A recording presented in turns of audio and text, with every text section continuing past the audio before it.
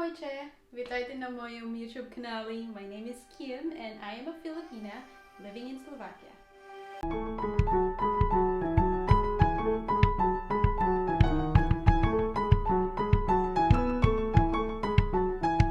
Welcome back to my channel, guys. Thank you for watching my video again, and if you are new in my channel, welcome. This channel is all about the things I do and I discover while living here in this beautiful country, Slovakia. So for today's video, guys, I'm going to share with you how I make a tea from Rosehips. Last weekend was a beautiful autumn day here in Slovakia, so we headed to the woods and foraged some mushrooms. If you guys are following me on Instagram, you might have seen my stories and my posts about mushrooms. They were all so beautiful. I know that it was a bit too late to go for mushroom foraging because it's a bit cold now during the late of autumn, but we still found some quite good mushrooms and we were very happy with it. But apart from the mushrooms, we also found rosehips. Now, if you're not familiar with rosehips like me in the beginning, rosehips are actually a fruit coming from the rose, but they don't grow on your cultivated rose that you may have in your backyard or in your garden. They can only be found in the wild, and they look like this. You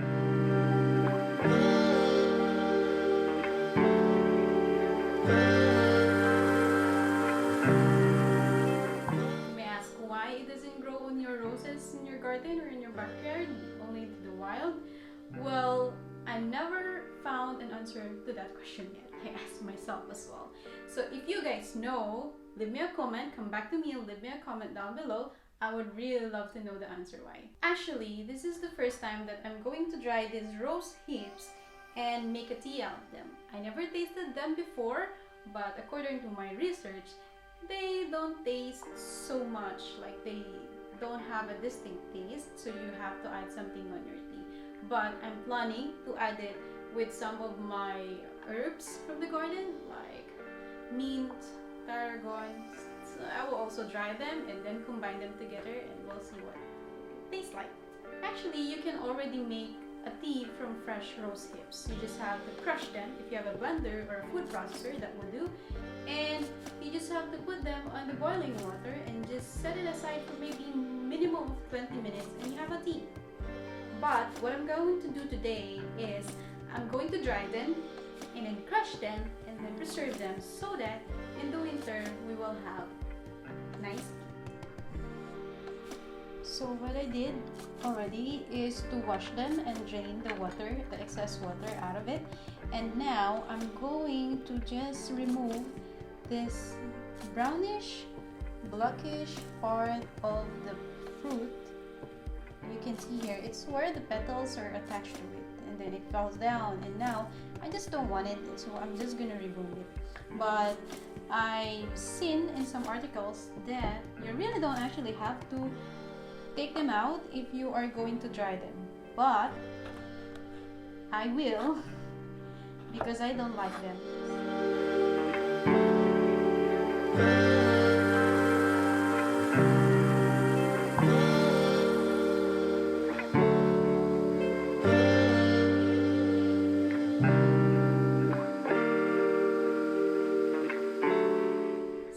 Now I finished cleaning all the rose hips. Now they're ready. What I'm gonna do now is I have my dehydrator beside me. I'm just gonna put them up here, spread them evenly, making sure that they don't overlap with each other. I'm going to dry them. How long does it take to dry them? Depends on what kind of dehydrator you have. For me, I have a very simple one. As you can see, I cannot adjust the temperature on this dehydrator. So I am guessing that it takes maybe 1.5 to 2 days to dry them. So I'm just gonna transfer some here and then just pop them up here in the hydrator.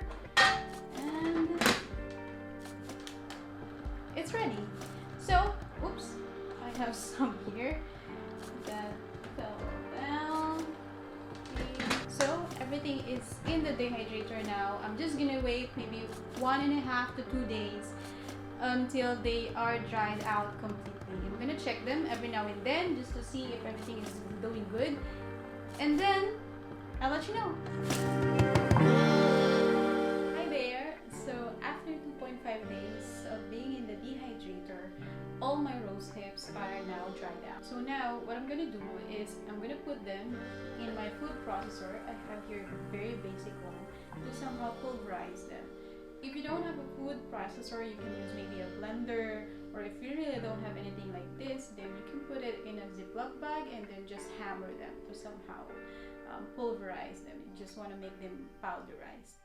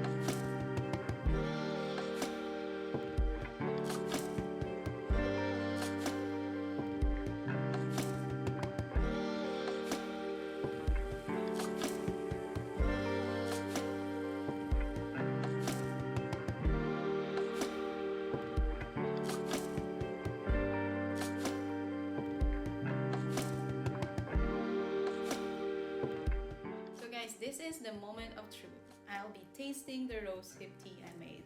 I wonder what it tastes like. So this has been sitting for maybe 20 minutes already here, and as you can see, the color is bright orange, yellowish color, and it's not the same like what I've seen in some of the videos, but they made a fresh rosehip tea. So they made it from the fresh fruit. So it's kind of bright red, really red tea, but this one is like orange. But I'm guessing that it's because I dried it and I powderized it. So maybe that's the reason why. But nevertheless, it's still rosehip tea. And for this tea, I did not combine any other herbs or ingredients like honey or lemon, because I want to taste the original taste of Rosehips. So I want to know what it tastes like if it's just this. So let's try it.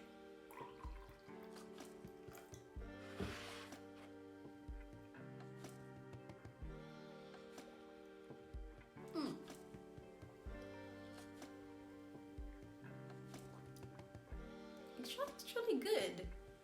Yeah, it's good. I didn't expect that there's like there will be actually taste of it, because it does have, because I thought that it will just be like a hot water.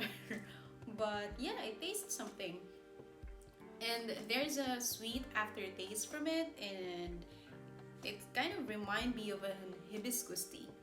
It's really nice. It doesn't have that overwhelming taste of a green tea, matcha, or what else, the normal tea that you could buy from the store. But if you're a kind of tea that, you know, subtle taste, this would really good for you. And maybe I am imagining that you can include some mint leaves or add some lemon on it. It will be really good. Good. I'm satisfied. I'm happy. So maybe next time I will again forage some of the remaining rosehips in the forest if I will have time, or if not, then I will do it next year. But definitely this is gonna be a staple in our pantry from then on, because it's really healthy. Just a little bit of fun fact about this rosehip is that it is rich in vitamin C. It has so much vitamin C that it has even 60 times more vitamin C than an orange, which is really nice. And I think that is the reason why a lot of people here are drinking this during cold season like winter, because I think it helps with your immune system. Because you know those seasons, there's a lot of sickness that happens, like cold, flu, and all that kind of stuff. So I think this really helps. So I'll be drinking this over the winter. But also, it's not just about the vitamin C, because I was reading that there are tons of medical benefits that you can actually gain from it.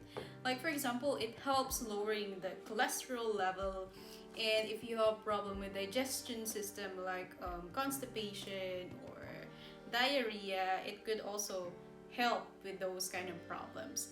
You can find a lot of health benefits from this wild fruit in Google. I will not talk about that much in detail because I'm not a health expert and I'm not professional, and you can find more information in the internet if you could just research. One of my friend was actually messaging me and told me that this rosehip actually is also a source of an essential oil that they use for cosmetic products. And I saw one girl in YouTube, she was making a serum from rosehips, and she applied it on her face, and I don't know what is it good, maybe it's good for the skin or whatever, but I'm not into cosmetics, so I'm not be making any essential oil from rosehips in the future, but I'll be making a lot of tea. Alright guys, that's it for today. I hope that you like this video and you learned something new from it, and I will continue drinking my tea here while I'm working for the next video that I'll be sharing with you guys.